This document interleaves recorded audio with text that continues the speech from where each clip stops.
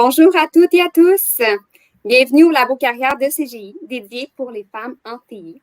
Mon nom est Daphné Bourdage, je suis co-organisatrice de l'événement et je suis très heureuse de vous accueillir aujourd'hui pour la première séance de notre Labo Carrière pour les femmes en TI. Avant de commencer, j'aimerais prendre un moment avec vous pour souligner l'importance de la reconnaissance des territoires autochtones où nous vivons. C'est la première fois que je fais ça et c'est quelque chose qui me touche énormément. Et je suis fière de pouvoir le faire avec vous toutes et tous aujourd'hui. Partout au pays, nous reconnaissons les territoires traditionnels non cédés des peuples inuits, métis et des Premières Nations. J'invite tout le monde à se joindre à moi dans un moment de réflexion pour reconnaître les blessures infligées et les erreurs du passé et à se demander comment chacun de nous, à notre façon, on peut avancer dans un esprit de rapprochement et de collaboration. Merci à tous.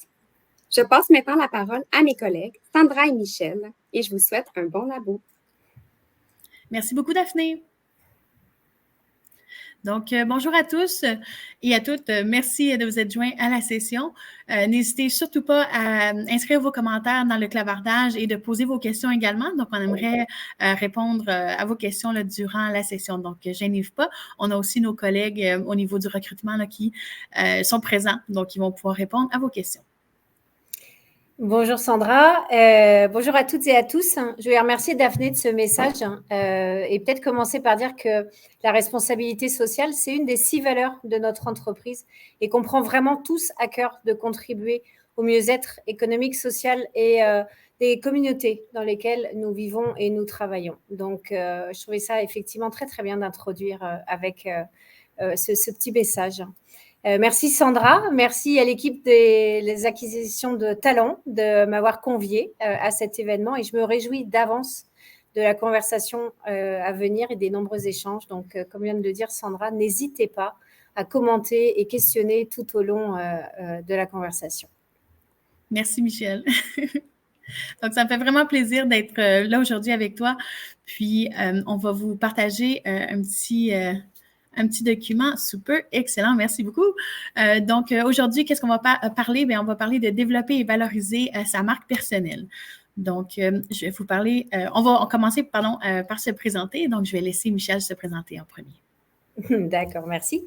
Écoutez, donc, je suis Michel Paul, je suis vice-présidente service conseil chez CGI.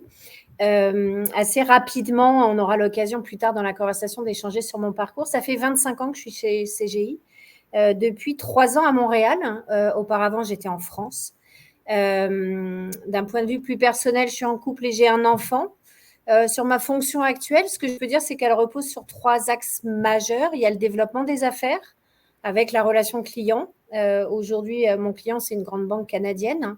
Il y a la gestion d'équipe, depuis le recrutement jusqu'à la gestion de carrière des membres. Et puis, bien sûr, il y a le suivi de nos engagements. On a un client, on gagne des affaires, on a nos membres pour délivrer les projets et après, il faut qu'on vérifie que ces projets se passent bien. Voilà, donc en gros, mes 3 leviers majeurs de fonction, ce sont ceux-là. Et nos objectifs à chaque fois, c'est effectivement que les objectifs du client et les objectifs de CGI soient atteints. Voilà. Merci. Sandra, peut-être à ton tour, de te présenter, parce qu'on ne fait pas du tout le même métier, on est dans la même société, mais sur des métiers très différents. Effectivement. Donc, maintenant, ça fait 11 ans que je suis à CGI. Donc, j'ai commencé dans le domaine informatique. J'ai fait mes études en informatique. Puis, de fil en aiguille, ça m'a emmené à un autre cheminement. Donc, on sait très bien qu'on sait où est-ce qu'on commence, mais on ne sait jamais où est-ce qu'on finit. Donc, j'ai fait des études en RH. Puis, maintenant, ça fait plusieurs années là, que je travaille avec l'équipe de recrutement. Donc, aujourd'hui, je suis chef de service. Donc, j'ai une équipe formidable là, qui travaille avec moi. Bien.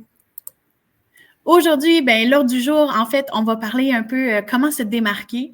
On va parler des médias sociaux. On va parler un peu des conseils et astuces pour la marque personnelle. Faire du réseautage. Donc, c'est sûr, le réseautage est très important. On va en parler plus longuement.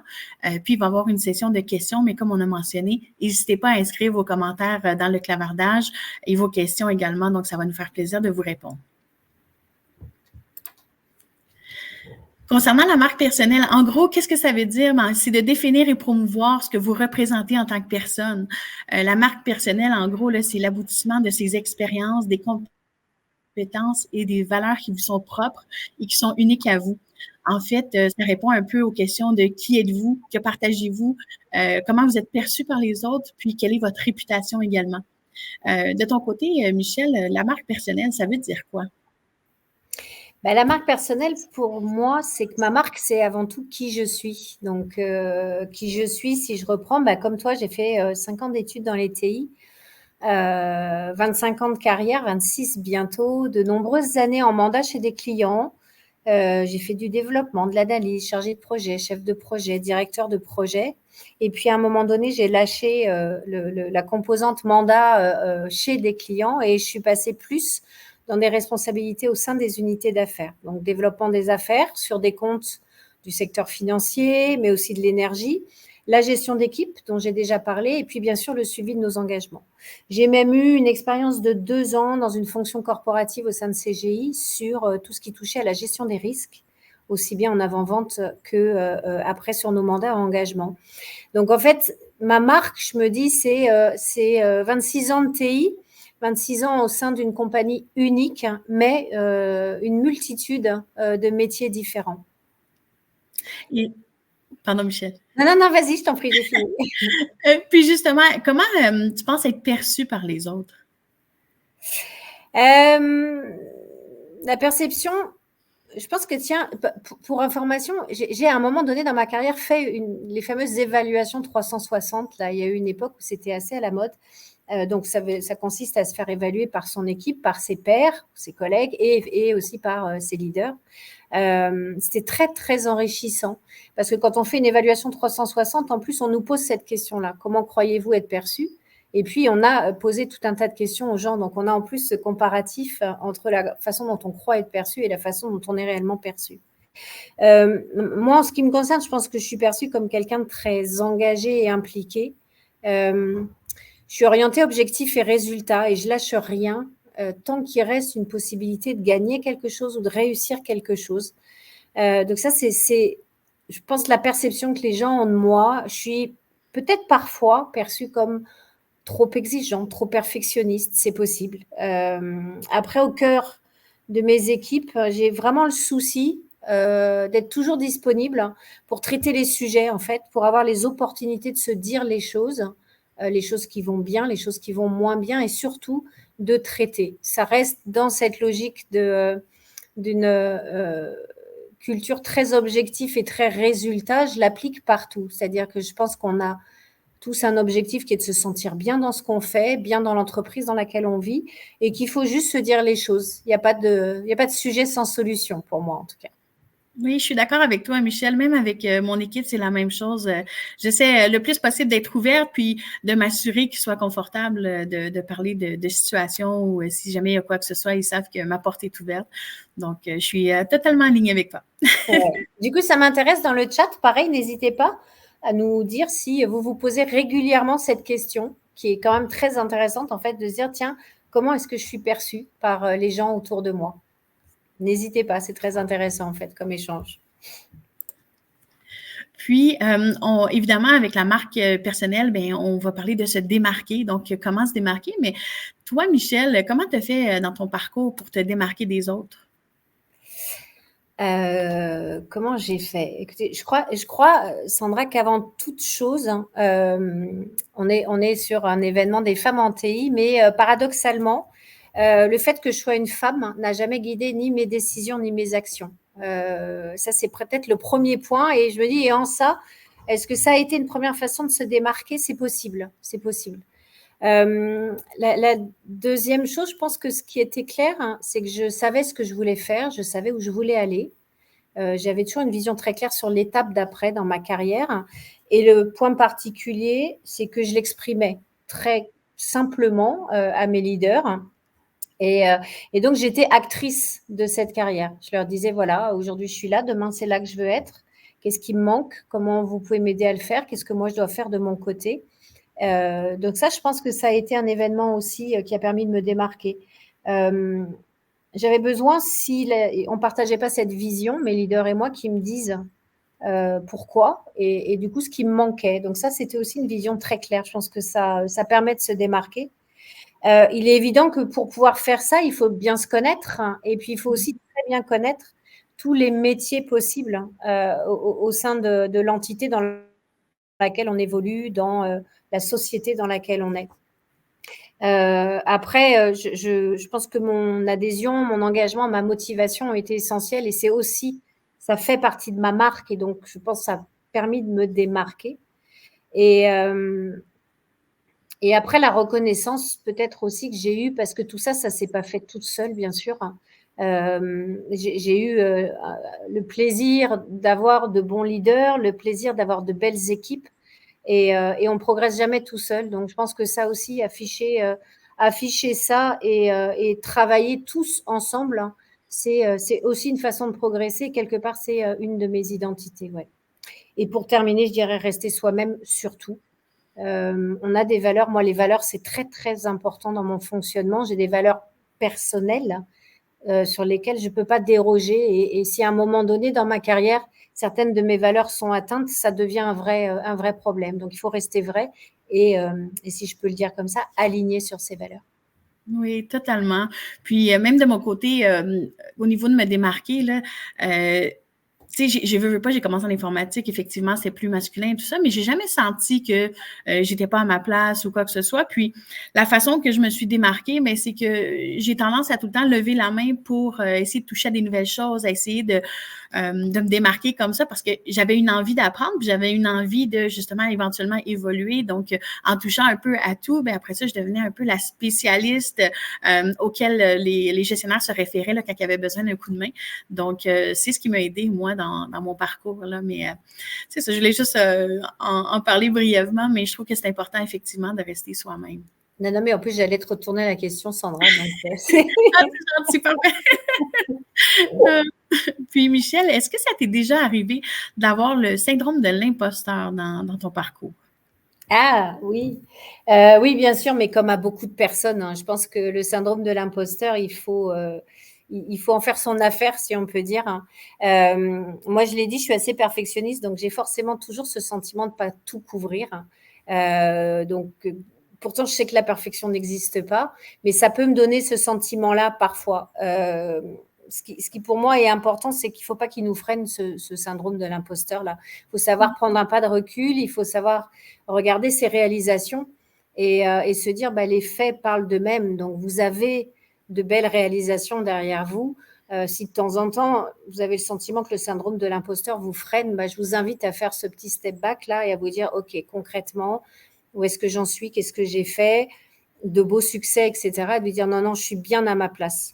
Donc ça, c'est le conseil que je pourrais vous donner. Puis moi, je trouve que c'est pas si mal que ça parce que je le prends un peu comme une preuve d'humilité. Et ça aussi, c'est quelque chose que je trouve essentiel dans un métier quel qu'il soit, c'est d'avoir cette conviction que tous les jours et pendant toute notre carrière, on continue à apprendre. Et finalement, ce syndrome de l'imposteur, c'est peut-être juste un peu ça, d'être régulièrement en train de se dire, waouh, est-ce que je suis vraiment bien encore au bon niveau de compétence? Est-ce qu'il ne me manque pas des choses? C'est une façon d'évoluer chaque jour. Donc, je trouve que c'est le fun de se dire ça parce que si on était déjà arrivé à un niveau de compétence qui n'évolue plus, qu'est-ce qu'on s'ennuierait en fait chaque jour. Donc, oui, il existe, oui, on le vit tous, mais vivons avec. Voilà. Wow, c'est bien dit, Michel. Merci. Donc, comme depuis le début, donc on parle de la marque. La marque, c'est quoi? C'est des éléments qui font partie de votre personnalité. Ça peut être vos valeurs. C'est des choses qui vous rendent unique. Puis, lorsque, en fait, vous parlez de votre marque, lorsque vous la faites ressortir, c'est comme si vous racontiez un peu une histoire de vous-même. Donc, la marque, c'est vraiment, c'est vous, en fait, c'est votre histoire. Toi, Michel, dans ton parcours, est-ce que tu as déjà eu l'impression de faire une différence pour une personne ou une équipe ou est-ce que tu sais en fait que tu as laissé ta marque derrière toi? Waouh, quelle question. Je l'espère, déjà, je l'espère. Et j'espère que si j'ai laissé une marque, c'était de manière positive. Après, il faudrait plus s'interroger tous ceux qui ont travaillé avec moi ou qui travaillent avec moi aujourd'hui. Je pense que oui, parce que je ne vais pas revenir sur ce qui me caractérise moi. Mais dans cette façon d'être quand même orienté résultat et objectif, j'ai le sentiment qu'on a eu des beaux succès à plusieurs, hein, et je vais m'attribuer un peu la capacité à avoir emmené des gens. Et en ça, j'espère que j'ai laissé une marque là-dessus, en fait, sur ne rien lâcher et ouais, un peu ouais, ne rien lâcher, se fixer un objectif et puis après dérouler sa feuille de route et ne pas sortir du chemin et vraiment essayer jusqu'au bout. Après, il y a aussi une fable, hein, que moi j'ai beaucoup partagée dans ma carrière, qui est vraiment une ligne de conduite en fait que je m'applique et que j'applique dans le milieu professionnel tous les jours. C'est la fable du colibri. Alors, je ne sais pas si vous la connaissez, la fable du colibri. C'est d'origine amérindienne et moi, je l'ai entendue de la bouche de Pierre Rabhi. Et j'ai longtemps eu ce livre sur mon bureau. Je pense que je l'ai même fait déménager de la France au Québec. J'aime l'idée d'avoir laissé la marque en fait du colibri. Le colibri, je vous le fais très vite, il y a un immense incendie dans la jungle, hein, et puis tous les animaux fuient l'incendie, tous sauf un petit colibri qui fait des allers-retours en fait d'un lac à l'incendie et qui, dans son tout petit bec, prend de l'eau pour aller éteindre l'incendie. Puis à un moment donné, il croise un éléphant qui lui dit mais qu'est-ce que tu fais, colibri? Tu vois bien qu'il y a le feu, on s'en va tous, tu n'y arriveras jamais à l'éteindre. Et le petit colibri le regarde et lui dit oui, tu as raison, mais je fais ma part. Et ça, c'est quelque chose que je trouve magnifique, de faire sa part dans la vie privée comme dans la vie professionnelle. Et je sais que j'ai marqué un de mes leaders avec cette fable parce que j'ai eu l'occasion de la partager avec lui un jour. Il m'avait demandé de la lire devant d'autres comme quelque chose qui effectivement est une marque intéressante. Ouais. Donc voilà, peut-être la fable du colibri. Merci du partage, Michel. Puis, en fait, de mon côté, ce que j'aimerais partager par rapport à ça, c'est vraiment souvent, ça arrive au niveau du recrutement que les gens qui ont été embauchés reviennent vers nous, reviennent nous voir puis disent écoute, je voulais juste te laisser savoir qu'on a vraiment eu une belle expérience, que tu as vraiment marqué mon expérience au niveau de l'embauche et tout ça. Donc, on reçoit plein de beaux commentaires après que les gens s'aient joints à nous. Donc, ça nous fait un petit baume au cœur, là. Puis, même en tant que gestionnaire, je veux dire, nos équipes sont formidables. On travaille vraiment soudés, puis c'est ce que j'aime beaucoup. On est comme une grande famille à CGI. Donc, on est très, très soudés tout ensemble. Puis, on a une petite question en même temps, Michel. Immense, j'ai vu, oui. Oui, exactement. Donc, comment essayez-vous de développer et valoriser les autres femmes autour de vous et dans vos équipes? Alors, je peux commencer, Sandra, et puis tu compléteras parce qu'on fait beaucoup de choses chez CGI. Alors, moi, d'un point de vue plus individuel, déjà, j'en ai beaucoup de femmes dans mon équipe. Hein. Quand on est vice-président chez CGI, on a quelques directeurs, on a un modèle assez bien défini. Écoutez, moi, sur les 6 directeurs qui me sont directement rattachés, c'est simple, il y a 1, 2, 3, 4 femmes. Donc, 4 femmes sur 6, voilà, 4 femmes, 2 hommes sur 6 directeurs. Donc, comment on fait? C'est qu'on a ce souci de la parité et de la diversité, et vous voyez, et parfois même plus. Alors, on est d'accord que je suis une femme, donc ça m'est d'autant plus simple de le dire. On parle de la compétence égale, on ne prend pas une femme parce que c'est une femme. On a des gens qui sont d'un très bon niveau. Et effectivement, on a la volonté d'une certaine parité et parfois donc plus de femmes que d'hommes. Après, les développer, les valoriser, j'ai envie de dire, comme tout le monde, en ce qui me concerne, je vous l'ai dit, hein, moi, ça n'a jamais dicté ni mes décisions ni mes actions. Mais après, en tant que femme, je pense qu'on a une composante particulière et là, on rentre plus sur le domaine personnel. C'est-à-dire qu'on a cette chance de pouvoir faire des enfants, d'avoir des enfants et d'avoir une vie parfois plus fournie, en tout cas en dehors du bureau. Ce qui est important, et je pense que ça, on se l'apporte entre femmes quand on est leader d'une équipe où il y a des femmes. On sait ce que c'est qu'un retour de congé maternité, on sait ce que c'est que d'avoir des enfants en bas âge, etc. Donc, on fait très attention à ça et ça freinera jamais le développement des femmes dans une équipe ou dans mon équipe. Maintenant, je mets ce petit bémol parce que je pense que les hommes aujourd'hui ont aussi intégré ça, qu'on est heureusement dans un monde qui a évolué. Donc, c'est pour ça que souvent, vous ne m'entendrez pas faire beaucoup de différence au sein des femmes parce qu'on a la chance aujourd'hui d'être dans une société et nous dans une compagnie qui intègre de plus en plus toutes ces petites différences pour que ça n'en soit plus justement. Donc, je ne sais pas si j'ai répondu à la question. Après, je laisserai plus Sandra sur, il y a des événements comme ce qu'on fait aujourd'hui. On a une communauté des femmes qui s'appelle Les Essentiels au sein de CGI, mais là, Sandra sera meilleure que moi pour en parler. Donc, on fait beaucoup, beaucoup de choses.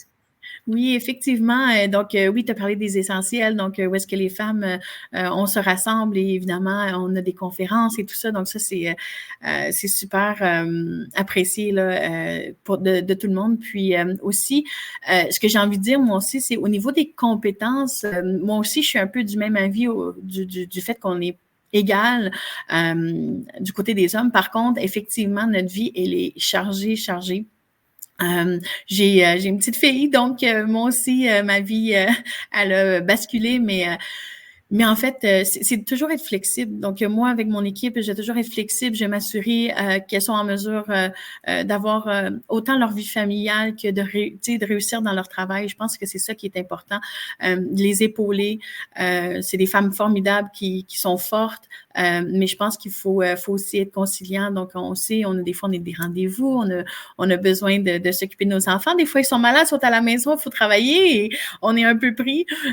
Mais c'est d'être flexible. Donc, c'est d'être compréhensif. Puis, j'apprécie aussi cette flexibilité-là envers mon gestionnaire également, qui fait la même chose avec moi, vu la situation. Puis, je pense que, justement, ça démontre un peu la force qu'on a aussi en tant que femme, parce que, oui, c'est sûr, il y a beaucoup, beaucoup d'hommes aussi qui sont impliqués, mais sachant que c'est aussi nous, évidemment, qui donnent naissance et tout ça, ça l'amène un lot de stress, des fois supplémentaire. On est très impliqués, des fois l'homme aussi, là, donc tout dépendamment de la situation de chacun, mais on comprend que c'est pas tout le monde qui a la chance d'être épaulé. Donc, on est très flexible de ce côté-là, puis je pense que c'est ça qui est important. Puis que, justement, les gens n'hésitent pas à lever la main si jamais ils sentent qu'ils ont un besoin. Donc, c'est vraiment dans cette lignée-là que je vais. Mais au niveau des femmes, comme vous pouvez voir, on fait plusieurs sessions aussi virtuelles. Donc, on essaie vraiment de promouvoir le plus possible les femmes. Puis, on reçoit évidemment moins de candidatures féminines, mais on essaie d'encourager le plus possible les femmes à appliquer parce que, évidemment, on veut de plus en plus d'égalité là, en termes des équipes. Puis, comme Michel mentionnait, on ne va pas faire du favoritisme, mais on aimerait ça au moins essayer d'avoir une égalité de ce côté-là. On a une deuxième question de Clémentine. C'est une question pour toi, Michel. Comment la connaissance de ta marque personnelle t'a permis aussi de réussir la transition professionnelle de Paris à Montréal? Alors, est-ce que c'est ma marque personnelle, Clémentine, qui m'a permis de faire ça ou mon réseau? Donc, les deux sont très, très liés. Mais tu as raison, il y a un côté marque personnelle. Je pense que, vous l'avez vu, quand on a 25 ou 26 ans de carrière, bientôt, on ne démarre pas sa carrière. J'avais fait beaucoup de choses différentes en France, mais CGI, qui est quand même une entreprise québécoise avant tout et dont le siège est à Montréal, ça m'avait toujours titillé de me dire, tiens, titillé, c'est très français peut-être. En tout cas, ça m'avait toujours interpellée. Je m'étais toujours dit, tiens, si j'avais l'opportunité un jour d'aller faire peut-être le même métier, mais surtout dans un autre pays, dans une autre culture. Donc là, on rejoint la diversité. C'était au fond de ma tête. Et puis, à un moment donné, l'opportunité s'est présentée. C'est vrai que c'est un grand groupe. Donc, je ne partais pas non plus complètement dans l'inconnu. Ce qui favorisait, je me suis dit, l'inconnu, c'est le pays et la nouvelle culture. Hein. Le reste, j'ai été bien accompagnée. Et puis, j'avais envie de voir autre chose, je pense, à ce stade de ma carrière, effectivement, de me dire, non pas j'ai fait le tour du sujet parce que alors, ce serait mentir qu'il n'y a pas des jours où on se dit, tiens, quelquefois, on a le sentiment de faire un peu la même chose, etc. Mais en fait, on le fait avec des gens tellement différents que c'est toujours le fun, en fait, de se dire, tiens, j'ai rencontré quelqu'un de nouveau, tiens, c'est un nouveau sujet de préoccupation, etc. Et là, moi, je m'étais dit, aller faire mon métier avec des clients qui seront différents, des collègues qui seront différents parce qu'on est de nationalités différentes. C'est ça qui m'a surtout donné envie de le faire. Et il y a beaucoup de Français de CGI qui ont fait ce mouvement depuis un peu plus de 10 ans. Et bien sûr que ça a facilité parce que dans ces Français qui étaient là avant moi, il y en a avec qui j'avais travaillé à Paris à l'époque et avec qui on était resté en contact, de l'importance du réseau qui est aussi le sujet. Et ça a grandement facilité. Donc, j'espère que ça répond à ta question. Et il y en a une pour toi, Sandra, d'ailleurs. Oui, exactement. Je viens tout juste de la voir. Donc, on me demande comment cette connaissance de ta marque personnelle te permet d'évoluer dans l'entreprise et de faire évoluer tes équipes. Ben, au niveau de ma marque personnelle, c'est sûr que on me connaît comme une bonne vivante qui est toujours énergique. Si vous entendez parler de moi, je suis certaine que vous allez entendre ah oui, Sandra est très souriante, est tellement fine. Donc ça, c'est un peu ma marque. Puis je suis quelqu'un qui est aussi assez, disons, expéditive. Là. Tu sais, on me demande quelque chose, je vais le faire. Je suis assez rapide. Donc, je pense que c'est ce que les gens apprécient de moi aussi. Et de faire évoluer tes équipes pour ce volet-là, ben c'est sûr, c'est vraiment de... Moi, je suis quelqu'un qui est toujours sur le terrain. Donc, s'il y a un projet à travailler, je vais travailler avec mon équipe, je vais être là pour eux, ben pour elles. Puis, pour moi, c'est super important. Donc, vraiment d'être proche de mon équipe, puis de les aider justement. OK, ben moi, ce projet-là, tu vois, moi, je le ferai comme ça. Je les guide vraiment dans toutes les étapes. Puis j'essaie vraiment de leur donner les outils nécessaires pour que, ben, éventuellement, ben, c'est ça, qu'ils prennent leurs ailes, puis qu'ils soient en mesure de eux aussi mettre les mains à la pâte. Donc, c'est un peu ça, je pense, ma marque de mon côté que je fais avec mon équipe. Si vous me permettez, je vais continuer la présentation. Je reviens par après là, à la prochaine question. De Carla. De Carla, oui. Merci. Donc, les objectifs d'une marque personnelle, ben, c'est d'utiliser vos forces et aspirations pour faire valoir vos compétences, créer des occasions de vous démarquer grâce à votre personnalité, développer des relations avec des mentors et des collaborateurs grâce à votre marque personnelle et en gros, là, faites-vous remarquer. Pour ta part, Michel, est-ce que tu as déjà fait appel à un mentor auquel tu as eu l'occasion de t'inspirer durant ta carrière?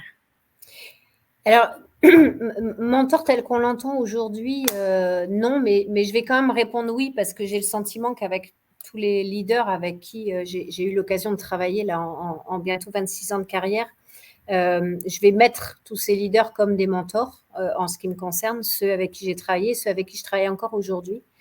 Je me dis que peut-être on retient quand même plus les premiers, non pas que tous les autres ne soient pas brillants et inspirants, mais c'est vrai que quand on démarre une carrière, on a beaucoup de choses à apprendre, donc on a besoin du support et du mentorat. Et puis les premiers, je me dis que c'est quand même ceux qui m'ont ouvert la voie, en fait, en m'identifiant par rapport aux compétences et au potentiel qu'eux aussi ont identifié, et puis en m'accompagnant dans mon évolution. Donc, je retiens de ces premiers-là, ils sont 2-3, pas plus. Les valeurs humaines qu'ils avaient, et je pense que si moi je suis très attachée à mes valeurs humaines, c'est beaucoup lié à ce qu'ils m'ont inculqué dans le milieu professionnel, et puis la vision stratégique aussi qu'ils avaient. Peut-être pour répondre à la question de Carla, je peux rebondir un peu. J'ai aussi eu la chance, moi, à un moment donné dans ma carrière, d'avoir une coach, mais extérieure à l'entreprise. Et ça aide beaucoup. Et dans le cas particulier que tu mentionnes, Clara, les critiques des autres sur le travail et sur nous-mêmes. Alors, je reviendrai sur la façon de l'exprimer, mais en tout cas, une coach, ça permet de faire ce pas de recul et d'enlever déjà tout l'aspect affectif qu'il peut y avoir dans un retour qui serait fait et qu'on prendrait comme une critique. Hein.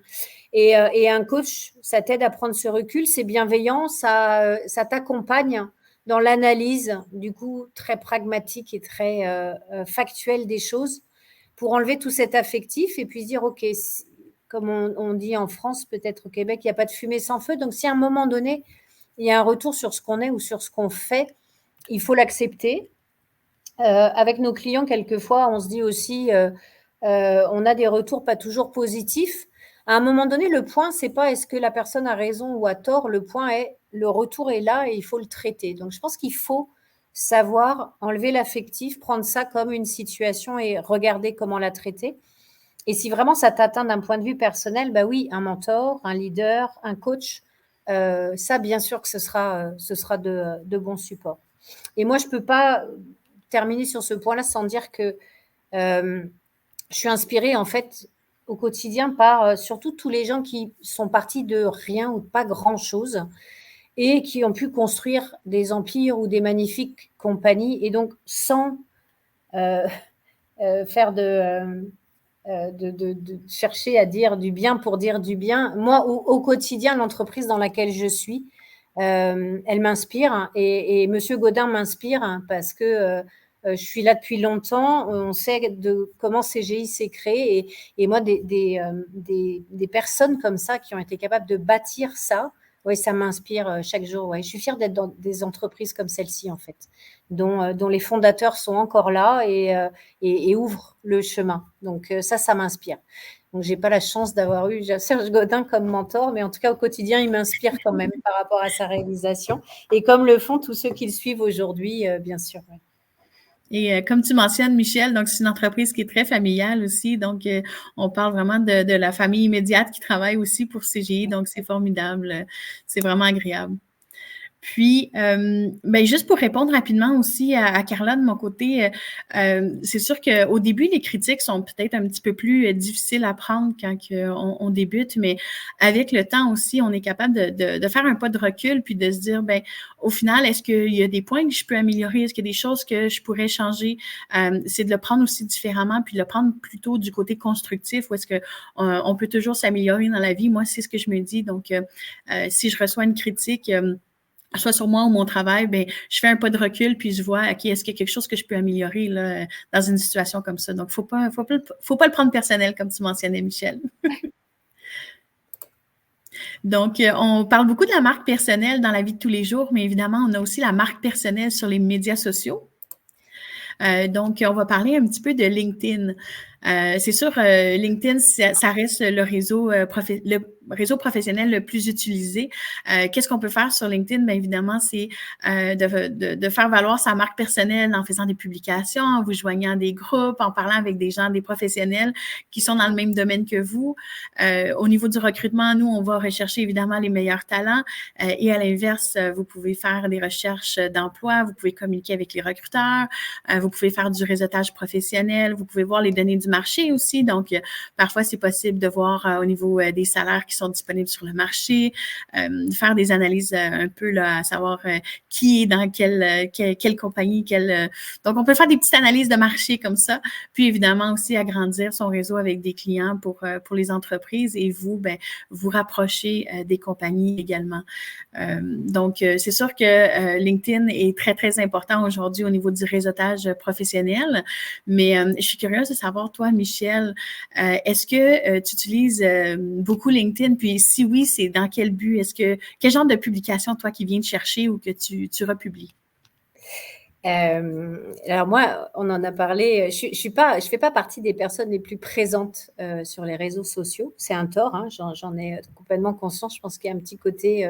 alors, est-ce que c'est générationnel? Je ne voudrais pas non plus trop me vieillir, mais il faut du temps, ça c'est clair. Donc, je suis pas la plus présente, mais bon, je mets à jour mon profil, c'est-à-dire que mon profil, si j'ai une promotion ou un événement majeur, je vais aller le mettre à jour.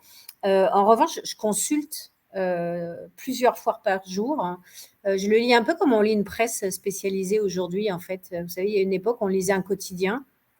Je me dis, tiens, moi, je me déplace en transport en commun. Donc, quand je suis dans le métro le matin, le soir, en général, c'est ce que je fais. En fait, je regarde qui a publié quoi, qui a dit quoi, et je republie. Alors, pas toujours avec un commentaire, hein, mais parfois. Ce que je vais republier, c'est si quelqu'un dans mon réseau a une demande. Donc, il y a des gens dans mon réseau qui ont des enfants qui cherchent un stage ou des amis qui cherchent. Ça, je vais republier pour, du coup, profiter du réseau. Comme je vais republier nos recherches de talent à nous, quand il y a des annonces, bien sûr. Ce que je vais après faire en priorité, c'est tout ce qui touche à CGI. Donc, nos communications, la communication de nos résultats, la communication des événements qu'on fait. Alors, plus orienté sur mon secteur d'activité, une fois que j'ai fait le CGI global, donc sur le secteur de la finance, et puis les grands sujets du moment, la cybersécurité, l'intelligence artificielle. Et bien sûr que je vais republier aussi les communications d'autres compagnies. Alors, pas les concurrentes quand même, mais sauf si elles ont un... Non, pas les concurrentes, je me rends compte. Mais par contre, les éditeurs qui ont des solutions, etc. Donc, toujours sur les domaines d'activité phare du moment. Merci, Michel. Puis comme tu peux te douter, au niveau du recrutement, on l'utilise beaucoup, beaucoup. C'est notre outil de tous les jours. Donc, évidemment, gênez-vous pas aussi pour nous ajouter sur LinkedIn si vous souhaitez vous connecter par la suite. Ça va nous faire plaisir. Mais sachez qu'on est très présent sur les réseaux sociaux, d'autant plus LinkedIn vu le côté professionnel. Donc, comment bâtir votre présence en ligne? Évidemment, c'est de créer du contenu de qualité. Donc, on est vraiment sur un réseau professionnel où est-ce qu'on va mettre des photos de bonne qualité, des vidéos de bonne qualité. C'est plus ou moins la place pour partager des vidéos de concerts, par exemple. On va vraiment essayer de partager du contenu qui reste professionnel. Ça peut être même des expériences de bénévolat. Donc, on essaie vraiment de rester dans tout ce qui est bon pour le travail et bon pour la marque personnelle. Donc, soyez actifs sur votre page, optimisez votre profil. Ça aussi, c'est super important. On va en reparler un petit peu plus loin, mais de garder votre profil à jour. Prenez le temps de réseauter et collaborer avec d'autres. Donc, si vous êtes vraiment passionné par une compagnie, n'hésitez pas à ajouter les professionnels qui y travaillent, envoyez-leur des messages, que ce soit l'équipe de recrutement ou s'il y a une équipe en particulier qui vient vous toucher. Gênez-vous pas pour envoyer un petit message peut-être au gestionnaire pour lui mentionner que l'entreprise vous touche beaucoup et que vous avez remarqué justement les positions disponibles dans son équipe. Puis, soyez assidus là. S'il y a des gens qui vous répondent, qui vous écrivent, par exemple, l'équipe de recrutement, prenez un moment pour leur répondre, même si vous n'êtes pas à la recherche actuellement. Prenez juste le temps de leur envoyer un petit message pour leur dire que c'est peut-être pas le meilleur moment pour vous, mais vous les remerciez pour le message. Donc, ça vous fait une bonne marque là, de votre côté. Puis, le recruteur va avoir tendance peut-être à revenir plus tard pour vous offrir autre chose, puis garder contact. On a une question de Rojo Arifetra. Donc, concernant le syndrome de l'imposteur, quels sont vos conseils pour le surmonter? Par exemple, comment faire un comeback au travail après une longue absence dans le domaine professionnel? Je peux prendre la question. Alors, je sépare les deux sujets, en fait. Alors, sur le syndrome de l'imposteur et nos conseils pour le surmonter, je pense que tout à l'heure, on l'a dit, je pense qu'il faut savoir prendre ce pas de recul sur ce que vous êtes et ce que vous avez accompli. Et regarder le chemin parcouru de manière très factuelle. J'aurais presque tendance à dire un peu comme quand on prépare son entretien annuel, vous savez, où on fait le bilan de ses réalisations, où on regarde comment on a atteint ou pas ses objectifs, etc. Il faut s'asseoir et regarder ce qu'on a réalisé de manière très, très factuelle. Peut-être effectivement après, une fois qu'on a fait cette partie savoir-faire, regarder un peu le savoir-être. Là, on peut retoucher un peu à la question sur les critiques ou sur ce qu'on est réellement. Donc, je pense qu'il faut quand même se regarder avec beaucoup de bienveillance, mais très factuellement, par rapport au syndrome de l'imposteur en particulier. La deuxième partie de la question sur comment faire un comeback au travail après une longue absence dans le domaine professionnel.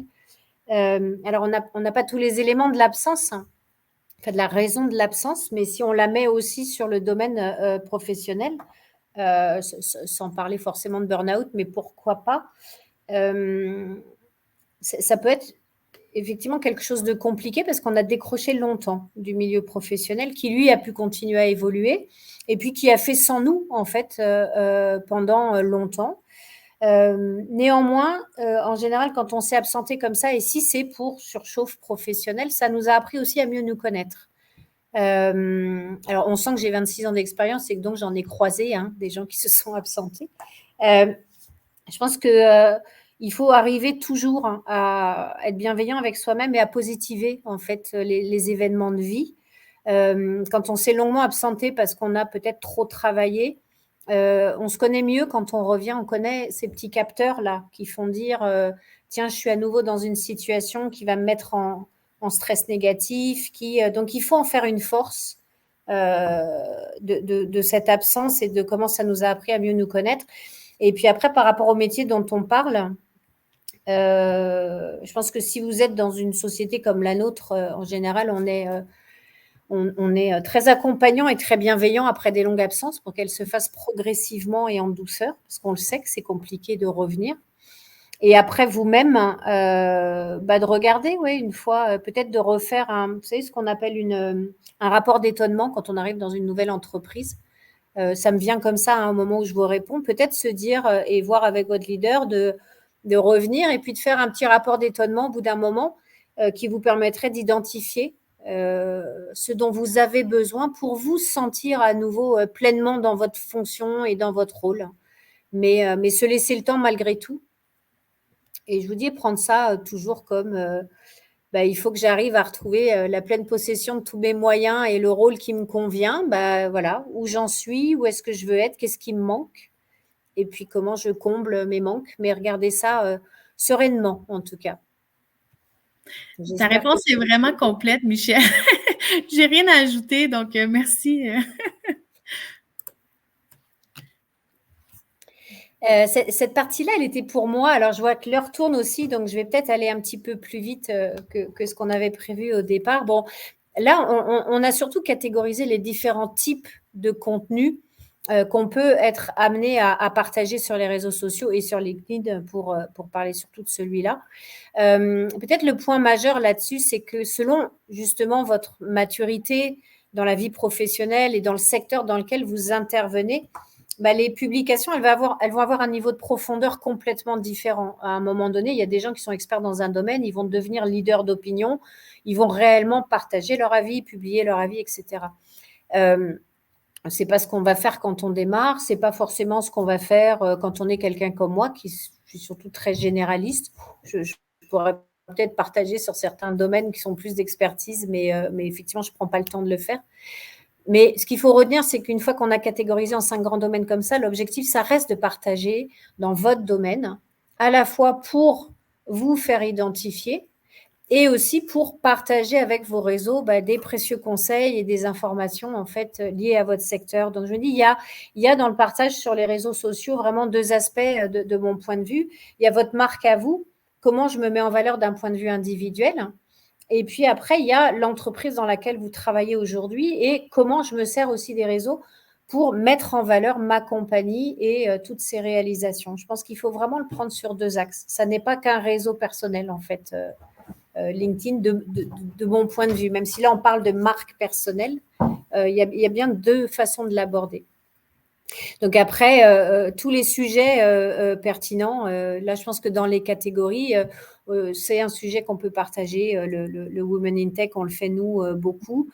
Des choses plus personnelles sur quand vous contribuez à un événement du type, alors si je parle des événements d'ici, comme le 24 heures tremblant, comme Make-A-Wish, etc., c'est important aussi de partager sur votre réalisation en tant que telle, sur votre compagnie, quand votre compagnie le fait aussi.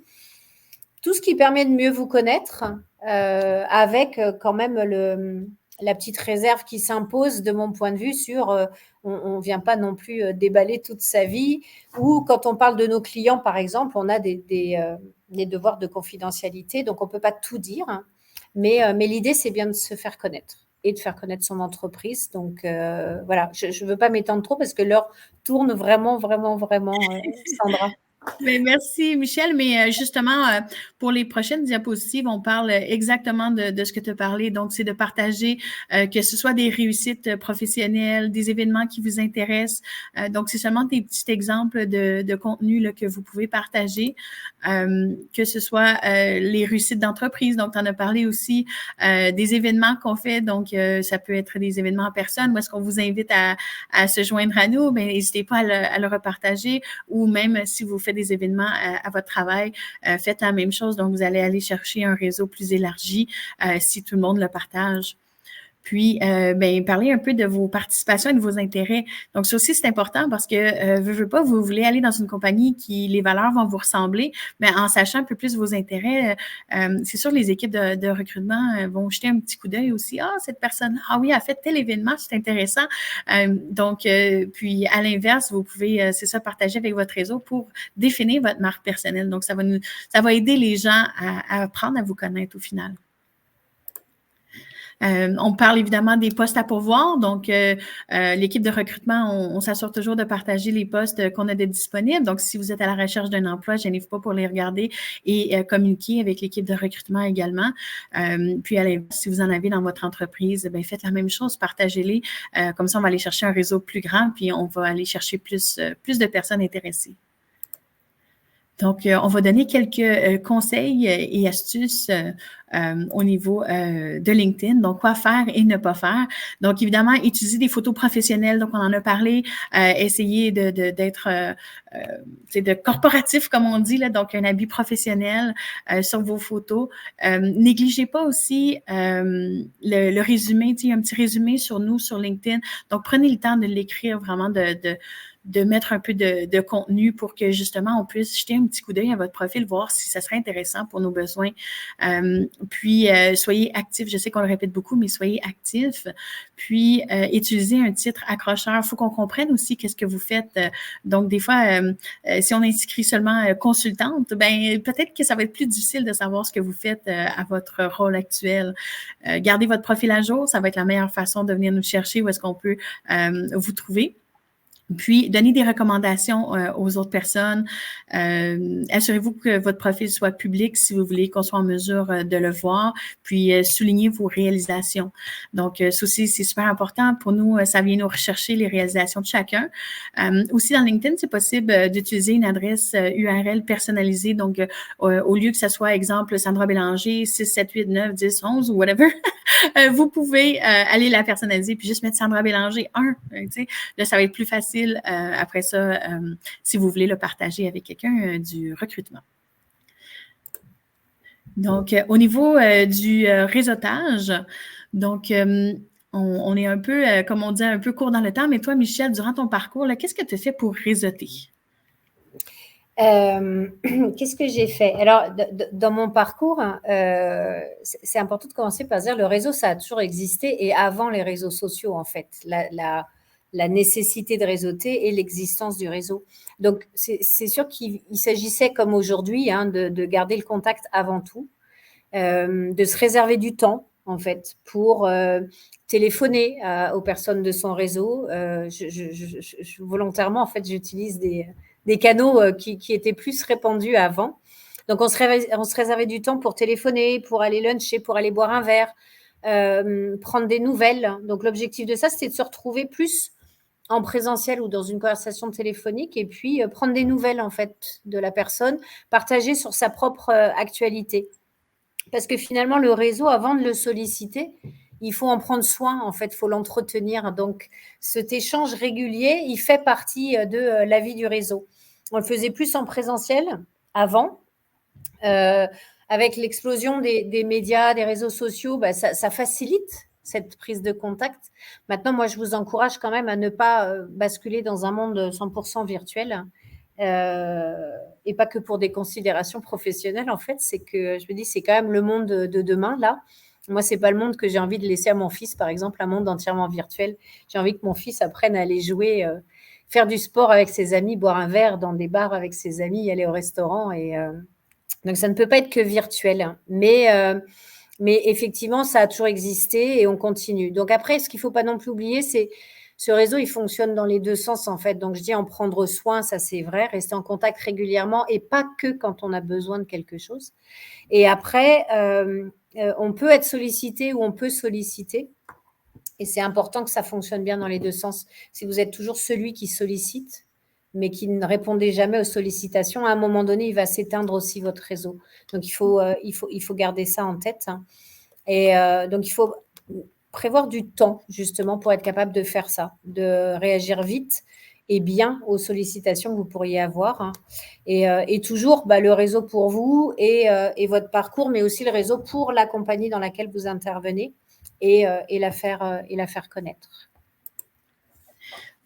Puis, pourquoi réseauter? En fait, évidemment, c'est de développer, faire des développements d'affaires, faire de la recherche d'emploi, faire du recrutement, créer sa marque, faire des connexions, puis évidemment, l'apprentissage également.